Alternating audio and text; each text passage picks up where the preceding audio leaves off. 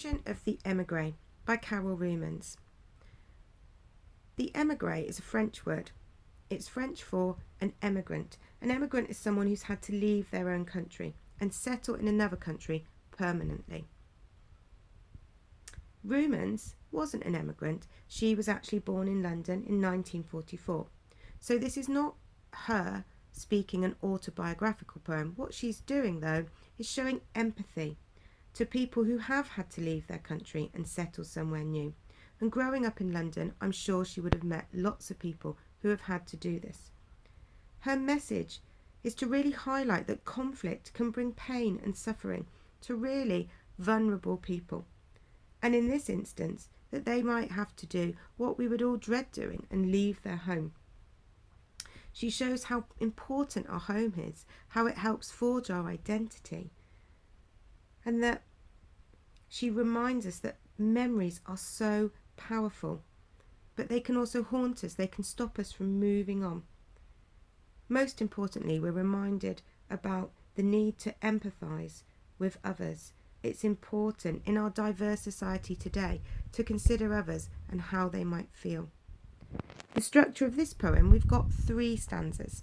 The first 2 are 8 lines. The last one is 9 lines. Now possibly this extra line may suggest that this speaker just does not want to let go of her memories from home. There's also not actual rhyme, but there is a rhythmic pattern. There's 5 stresses per line, but it's never fully established. And we also have enjambment in several places of the poem, and maybe this is significant of the speaker's state of mind. It echoes that this person does feel uneasy. They feel unsettled in their new home. In the first stanza, I've highlighted, it may be at war, it may be sick with tyrants, but I am branded by an impression of sunlight. We have a lot of juxtaposition in this poem, and in blue, you'll see that I have boxed the words that relate to sunlight and to light. In pink, I've highlighted words that relate to war and conflict. We are told here that this person has had to leave their home because of war, because of conflict. And in this metaphor here, she is branded by an impression of sunlight. And I've drawn the sun and a brand. When people are branded or cattle are branded, it's often slaves. It shows ownership. And it's quite a violent word to be presented with. And it seems that her homeland is represented by the sunlight. Her memories of it are represented by the sunlight. And her experiences there, to look back and remember them, is very painful. And they've left a burning and permanent mark upon her. She had to leave as a child, and there's lots of vocabulary in this poem that links to being a child. In this middle stanza, she talks about her home language. The child's vocabulary I carried here, like a hollow doll, opens and spills a grammar. We're reminded here that she now speaks a new language, but she doesn't quite grammatically get it right. Open and spills a grammar is not correct English, and there's a sense that she's never been able to completely settle in her new home and learn the language perfectly.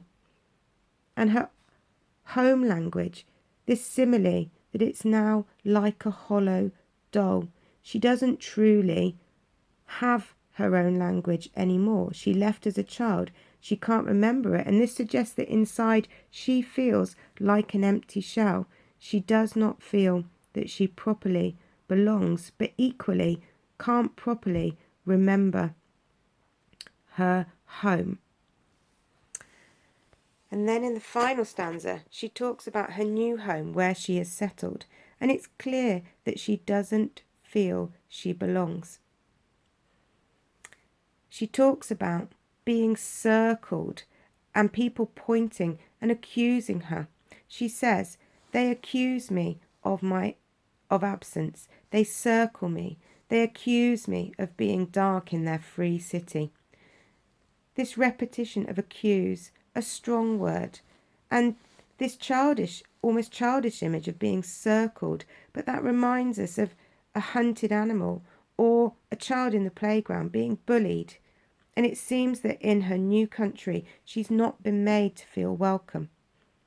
This reminds us often of the media from today, the Brexit campaign, the talk of immigration, and how people are made to feel that they're a nuisance where they come, that they're not welcome.